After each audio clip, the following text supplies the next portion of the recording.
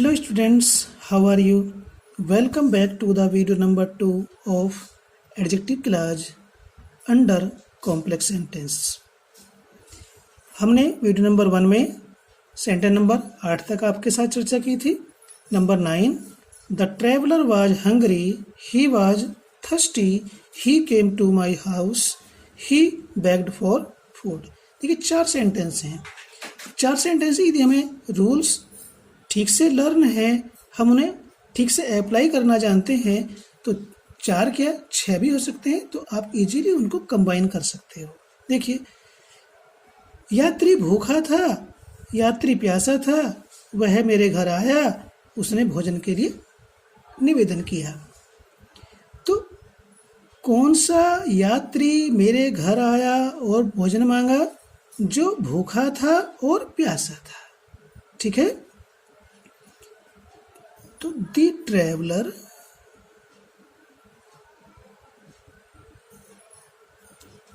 Who was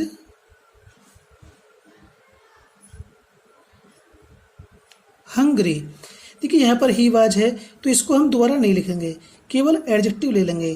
the traveller who was hungry and thirsty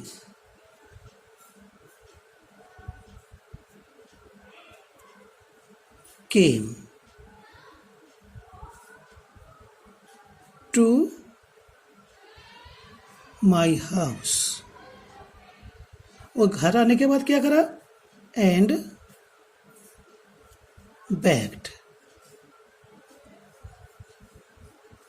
for food.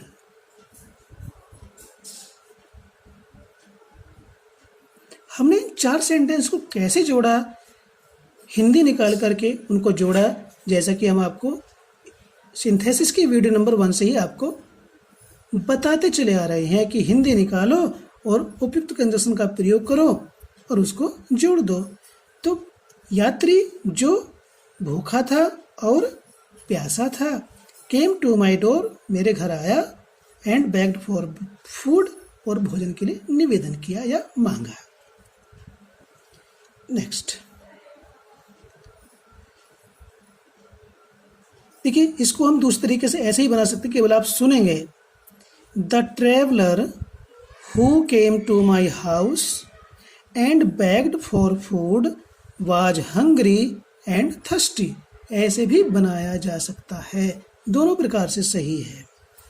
Some people die for some noble cause. कुछ लोग किसी श्रेष्ठ कार्य के लिए जान दे देते हैं, मर जाते हैं. They are honoured by everyone. उनका प्रत्येक के द्वारा सम्मान किया जाता है. ठीक है स्टूडेंट्स. तो कैसे लोगों का प्रत्येक व्यक्ति के द्वारा सम्मान किया जाता है? ऐसे लोगों का. ठीक है. कैसे लोग? ऐसे लोग जो किसी श्रेष्ठ कार्य के लिए जान दे देते हैं. तो इस सम के स्थान पर आएगा यहाँ पर सच. ऐसे, ऐसे लोग. कैसे? हु, सॉरी, सच पीपल आ रहा है तो हु नहीं आएगा स्टूडेंट्स. ठीक है. हु नहीं आएगा. जब सच आता है तो हम रिलेटिव प्रोनाउन एज का प्रयोग करते हैं. Such people as die for some noble cause.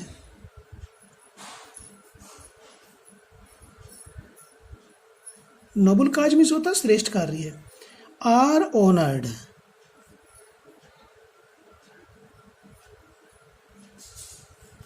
Bye every. जब सच, अब यहाँ सच के बाद प्लूरल नंबर आ रहा है. ठीक है. सच के बाद ए, सिंगुलर नंबर आता तो ए आएगा. उसके बाद यहाँ सब्जेक्ट के रूप में हो या ऑब्जेक्ट के रूप में जो प्रोनाउन आने वाला वो एज आएगा. ठीक है. हु नहीं आएगा. नेक्स्ट देखेंगे. A boy is sitting on the first seat, प्रथम सीट पर बैठा हुआ है। I want to meet him, मैं उससे मिलना चाहता हूँ। तो आई कौन से लड़के से मिलना चाहता है? जो प्रथम सीट पर बैठा हुआ है। तो क्या होगा? वह लड़का, द बॉय। ये देखो ऑब्जेक्ट आ रहा है, तो ऑब्जेक्ट के लिए क्या आता है रिलेटिव में? The boy home.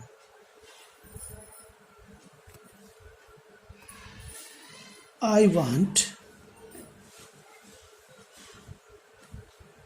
to meet is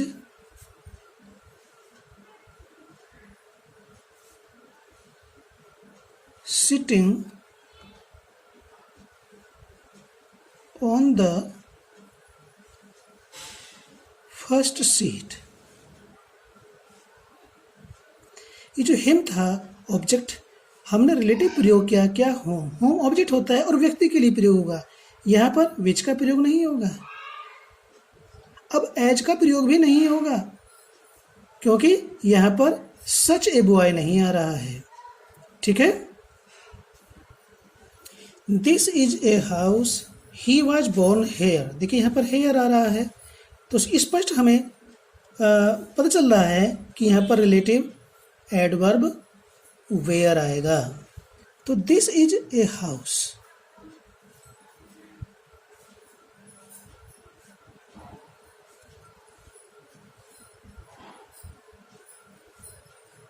where,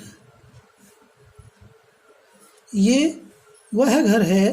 this is a house where he was born.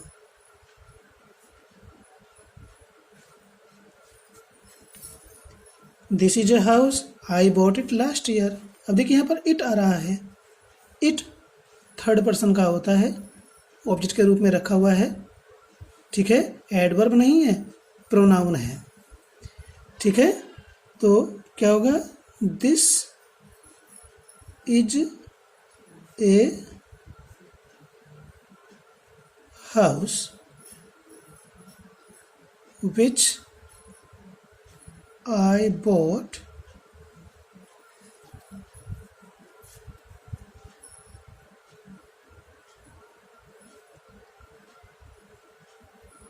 last year। यहाँ वेयर आया, यहाँ विच आया। इस चीज को आप समझ लें क्यों आया है। नेक्स्ट है I purchased a pen, the pen is very costly. I ने कैसा पेन खरीदा? जो बहुत महंगा है। ठीक है, यदि हम इसे रिलेटिव प्रोनाउन प्रेडिकेट पार्ट में लेकर आते हैं तो ये पेन ही रहेगा। यदि हम सब्जेक्ट पार्ट में लेकर आते हैं तो इसमें हमें फिर दी का प्रयोग करना पड़ेगा। देखिए, दी पेन, यानी कि दी पेन यहाँ शुरू में आ जाएगा। The pen which I purchased is very costly। ऐसे भी हो सकता है I purchased a pen which is very costly। तो उसमें और इसमें कोई खास अंतर नहीं है, बस थोड़ा सा इम्फेसाइज का अंतर है। वो यहाँ इम्फेसिस ज़्यादा हो रहा है, वहाँ पर कम हो रहा है, और कुछ अंतर नहीं है। सम स्टूडेंट्स एब्यूज अदर्स, कुछ लोग दूसरों को गाली देते हैं। कुछ students don't keep their company, उनकी संगति मत करो। तो क्या है? कैसे स्टूडेंट्स की संगति मत करो? जो दूसरों को गाली देते हैं। ठीक है, तो कैसे लिखेंगे? Don't keep the company. कैसे हम इसको लिख रहे हैं, ध्यान देंगे। Company of such students.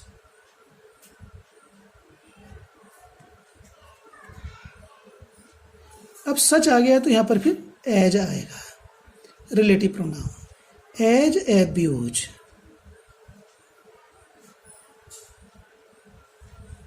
Others किस प्रकार से जोड़ा है? ये देयर कंपनी क्या है? The company of such students. ठीक है।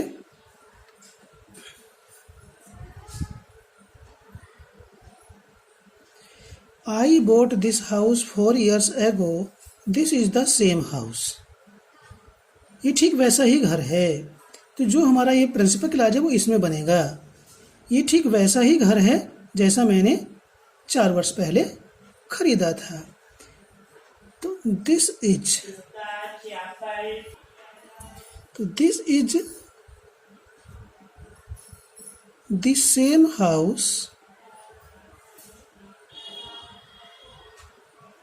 अब सेम आ रहा है तो रिलेटिव क्या आएगा? एज आएगा। As I bot.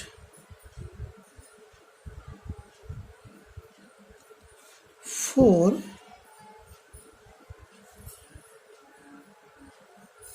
Years ago. यदि हम इस सेंटेंस को देखते हैं तो इस आई बॉट 4 ईयर्स एगो में से हमने दिस हाउस को निकाल दिया। आ रहा क्या? कहाँ आया? ये आ गया रिलेटिव के रूप में। इसका पूर्ववर्ती क्या है? This same house. A teacher teaches me, he is my father's friend. तो कौन सा टीचर मुझे पढ़ाता है? जो मेरे पिताजी का मित्र है। तो कैसे बनेगा? ए टीचर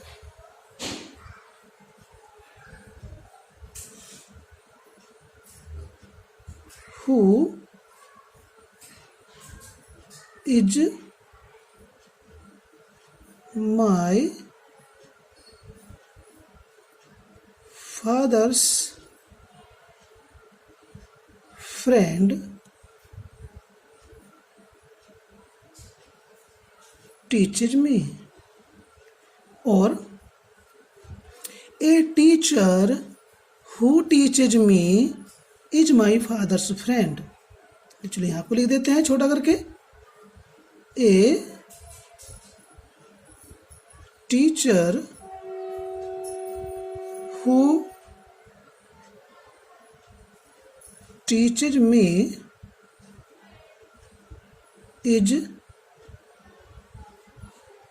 माई फादर्स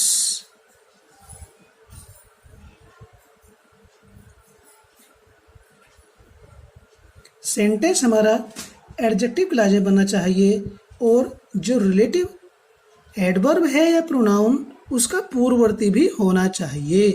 पूर्ववर्ती सही स्थान पर है और रिलेटिव सही स्थान पर है, पूर्ववर्ती के ठीक बाद आ रहा है तो सेंटेंस सही है। नेक्स्ट देखेंगे। Some things glitter, all are not gold. कुछ चीजें चमकती हैं, चमचमाती हैं, सभी सोना नहीं होती। तो वो सारी चीजें जो चमकती हैं सोना नहीं होती। तो ऑल, एनी, सम, ओनली, नथिंग। जब ये पूर्ववर्ती बनते हैं तो इनके बाद में कंजक्शन दैट ही आता है। ऑल दैट, वो सब चीजें।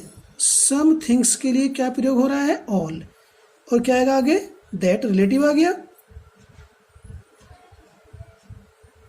Glitter are not gold. वो सब जो चमचमाता है, चमकता है, सोना नहीं होता है।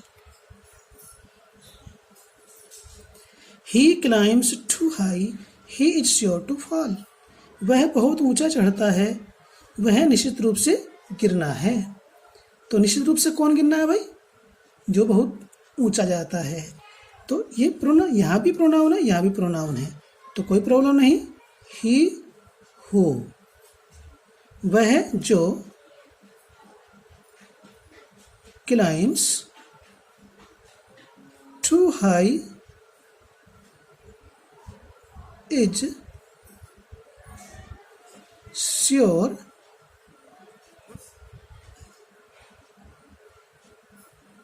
टू फॉल, वह है जो बहुत ऊंचा जाता है निश्चित रूप से पतन होता है या गिरता है। A boy was very poor, his book fell into the gutter. एक लड़का बहुत गरीब था, उसकी किताब गटर में गिर गई, नाले में गिर गई। ठीक है, तो कौन सा लड़का बहुत गरीब था? जिसकी किताब, कौन सा लड़का गरीब था? जिसकी किताब गटर में गिर गई।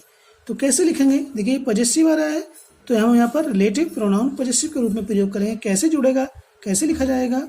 ए बॉय, एक लड़का,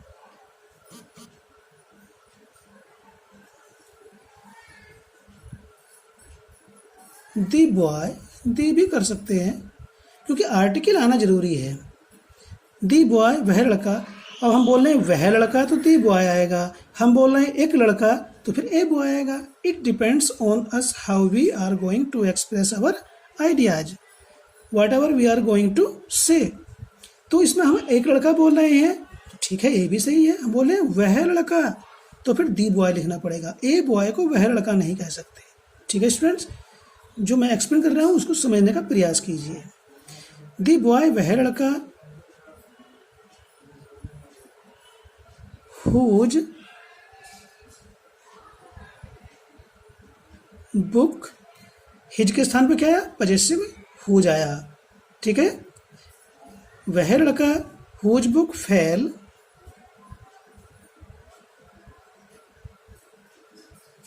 into the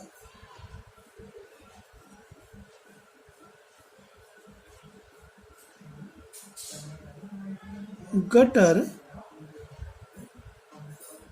was very poor।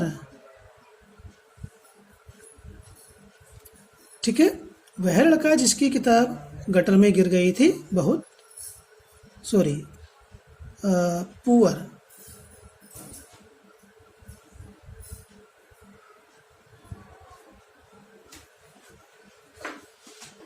It was the best pen, I bought it yesterday.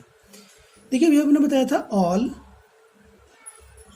Any, only, सम, और यदि सुपरलेटिव डिग्री आती है उसके बाद में नाउन आता है तब भी हम दैट का ही प्रयोग करते हैं। तो क्या जुड़ेगा? It was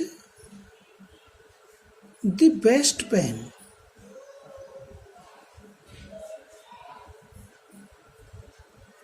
that. यहाँ विच नहीं आएगा। ठीक है, ये जो चीज हम आपको पढ़ा रहे हैं, सेंटेंस को कंबाइन कर रहे हैं एडजेक्टिव क्लॉज के अंतर्गत, जो रूल्स हमने आपको ये कंबाइन करते समय एक्सप्लेन किए, ये ही कंपटीशन बेस है। आपको रूल्स याद नहीं होंगे तो आप कुछ भी ग्रामर में करने में असमर्थ होंगे। तो यहाँ पर देखिए सुपरलेटिव डिग्री आ रही है, उसके बाद नाउन आ रहा है। अब ये सिंगुलर हो या प्लूरल हो, यहाँ रिलेटिव दैट ही आएगा। तो it was the best pen that I bot.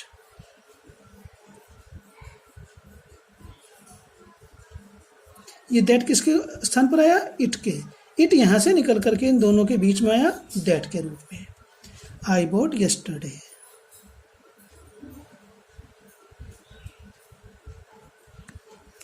The lady, next देखेंगे, the lady and her dog entered the bus. ये ये पर्सन है और ये एनिमल है, दोनों एक साथ चढ़ रहे हैं और दे लेडी और डॉग के लिए आया है। तो ध्यान देंगे, जब एक व्यक्ति और दूसरा पशु होता है तो वहाँ पर प्रोनाउन के रूप में दैट ही आता है। ठीक है, क्या होगा? द लेडी, यानी कौन सी लेडी को बस से निकाल दिया गया? जो। ठीक है, जो बस में चढ़े थे। The lady and her dog that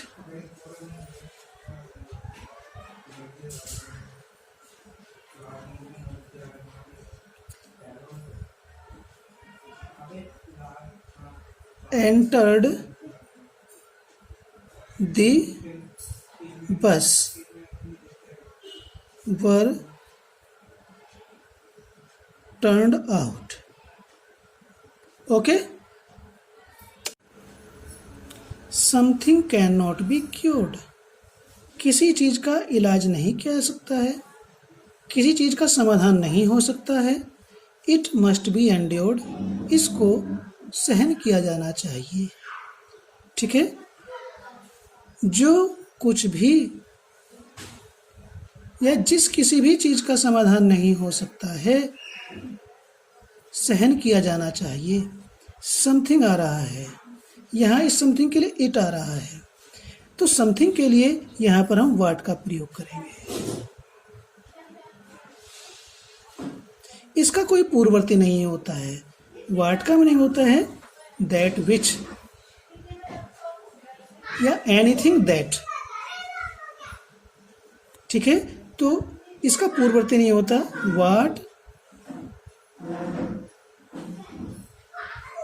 can not be cured must be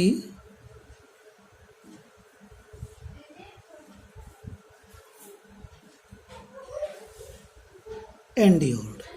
यहाँ पर हमारा what रिलेटिव प्रोनाउन प्रयोग हो रहा है. जिसका इलाज नहीं किया जा सकता, जिसका समाधान नहीं किया जा सकता है, मस्ट बी एंड्योर्ड. सहन किया जाना चाहिए.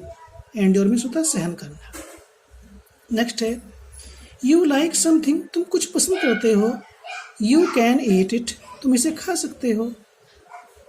तो यू क्या खा सकता है? जो वह पसंद करता है. तो देखिए समथिंग आ रहा है, यहाँ इट आ रहा है, तो क्या आएगा? यहाँ ऊपर भी ऐसे ही आया था. ठीक है. तो you can eat what you like. Next है Ravi is such a boy we can not ignore him. Ravi एक ऐसा लड़का है, हम उसे इग्नोर नहीं कर सकते हैं. तो रवि एक ऐसा लड़का है जिसे हम इग्नोर नहीं कर सकते हैं. तो Ravi is such a boy. Such a boy singular number में आ रहा है. यदि सच के बाद बॉय यहाँ सिंगुलर नाउन होता है तो फिर यहाँ ए आएगा, और यदि यहाँ पर ए रख रखा है तो फिर इसमें एस नहीं लगेगा. सच ए बॉय है तो यहाँ पर रिलेटिव हमारा एज ही आएगा. We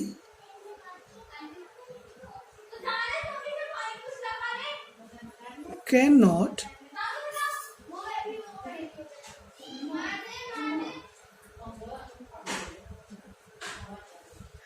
ignore.